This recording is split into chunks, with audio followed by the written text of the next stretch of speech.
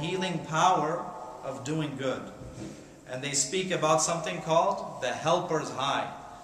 Right? And I mentioned in previous khutbas that they actually studied over 3,000 people who were considered very active volunteers, active in helping other people. And they found that on average, these 3,000 people had reduced stress, reduced chronic pain, reduced insomnia, reduced blood pressure, reduced cholesterol, reduced acidity, and even an average of longer lifespans. And I know I've given examples in the past, but I'll just give you a different example today that relates to this and what they mentioned. There was a big study that they did at Duke University regarding heart attack patients. And as I'm sure you all know, once somebody suffers from a heart attack, it takes several weeks or months to recover from that. And so what they did was they took a group of patients at Duke University Hospital, and they said, even though you've suffered from a heart attack, we want you to go around and just talk to some other patients who have also had heart attacks. And that was the only thing different they did. They just went and said, how are you doing? Hope you feel better, a few minutes. That's all they did. They had this group and a control group, and just by doing that, subhanAllah, the people who went and spoke to others, their recovery rate was at least 60% faster. Just from a simple thing like that. We may take it for granted and think, oh, this is a small thing. But again, every single thing that Allah encourages us to do, whether it's visiting a sick person or taking care of another person, has immense reward. That is why, as another example, Aisha radiallahu anha, we know that when she used to give sadaqah, she used to put perfume on the money before she would give it. And there was one particular incident when she gave the money to the poor person before he could say anything. She thanked him immediately. She said, thank you. And he was kind of taken aback. He said, why, mother of believers, why are you thanking me? And she said, do you not realize I'm fulfilling the commandments of Allah? And He gives us reward for that. So I should thank you. Why? Because she realized the importance of everything that Allah prescribes for us.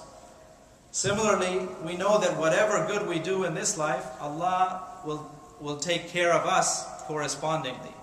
What I mean by that, for example, in Bukhari, the following hadith is mentioned. It says, the Muslim is the brother of his fellow Muslim. He should not mistreat him or let him down. Whoever meets the needs of his brother, Allah will meet his needs. And whoever relieves a Muslim of some distress, Allah will relieve him of some distress on the day of resurrection. And whoever conceals the faults of a Muslim, Allah will conceal his faults on the day of resurrection. So this is yet another aspect of the benefits. Then when we look on a collective level, meaning in society, we see the same thing. That's why the Prophet ﷺ has said in a hadith mentioned in Sahih Muslim, that Muslims are like one body of a person. If the eye aches, the whole body aches. If the head aches, the whole body aches. So the Prophet ﷺ is reminding us that society is very much like an individual, in the sense that if you or I have a problem, we don't rest until we're better. Similarly for society, in a true Islamic society, you cannot tolerate that one segment of society is suffering while the others are enjoying. That's why the Prophet ﷺ said, if your neighbor is hungry and you're getting a full meal, then that's also unacceptable. Similarly, the injunction on zakat is a perfect example of this. It's unacceptable to have some people who are not having any wealth and the rest of the people having excessive wealth. Unacceptable. This is yet another example.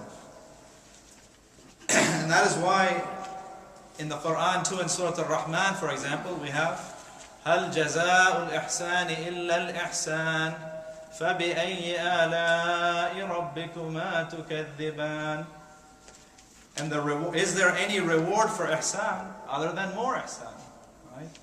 And which of the favors of Allah will you deny? Another interesting point to make here, and I feel it's important because living in the American society, we are faced with certain ideologies, and one of them that relates to this is that called secular humanism. And there are what they call themselves secular humanists. Many of them are either agnostics or atheists, but they usually don't like to use that term for themselves, so they'll call themselves secular humanists. But the reason I bring them up is, they say that, we can do all kinds of good, we can help others, we can be compassionate, but we don't need God. They say, we don't need religion, we don't need God, we can be good, we're already good. Na'udhu billah. See the argument they're making. And if we don't have time to go into the details of all this, but at the very least, number one, we should realize that number one, usually their intention is not as pure as they're thinking. I mean, many of the times there are ulterior motives or reasons why they're being good. But even if we say, for the sake of argument, that someone is doing good to another, do they not realize that it is from the grace and mercy of Allah that they're able to do good in the first place? Right? Allah is not unjust. He hasn't said that we're going to give you a damir or conscious and a ruh and spirit, but this next person we're not going to give. No, even the ones who deny Allah, He still takes care of them from the greatness of His mercy. Right? And the very fact that they can do anything is because of that. Similarly, many of these secular humanists will also be big proponents of Darwinian evolution. And I know because of time we don't have the time to go into the details on this, but there's one particular aspect I want to mention which relates to this topic, which is the fact that the evolutionists, they'll say that all of human behavior and animal behavior is geared towards what we call natural selection and survival of the fittest, where they'll say that with successive generations, that the genes and traits that are designed to help people reproduce, or a species reproduce and continue itself, those will be favored, and any genes or traits that are not for this purpose will slowly wither away. So everything is geared towards reproduction and continuation of the species. So the reason I bring this up is, early on they realized they had a problem, because there are people who are willing to sacrifice their own lives and their own selves for the sake of others. So they said, what do we do? They had some smart people, so they said, well, no problem. They said, in evolution, this includes the concept of people who will sacrifice themselves because it's for the good of a group. So they say this still relates to evolution because it involves personal sacrifice for the benefit of the group. And yet, they still do not realize that there is another argument against this, which is the fact that there is altruism, or people helping others and even sacrificing their own lives for the sake of others across different species, which they still do not have an explanation for. As an example, it's well known that in certain cases of buildings or houses burning down, some human beings are willing to sacrifice their life just to get their cat or dog out. Or even vice versa, there have been cases of dogs rushing into houses, sacrificing their lives just to help a human being. What interest does that dog have to help a human being? Is that continuing his species or her species? No. So the brothers and sisters, the only reason I bring this up is not to digress, it's to remind ourselves of the fact that Allah has given us all within our hearts this ability and this conscience to do good and have compassion towards other forms of creation. That is why, subhanAllah, an example came to mind. I was looking at National Geographic. They describe an incident where there was a leopard in the jungle that was very hungry, and this leopard went, and it was all on camera, went and captured a baboon, a type of monkey, and it killed the baboon and started eating it. It had to fulfill itself.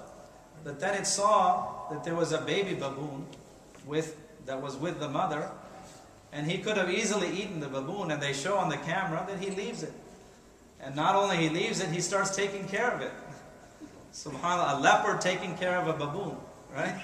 But this again is from the rahmah of Allah. Allah has only descended one part of His rahmah for us here, and He has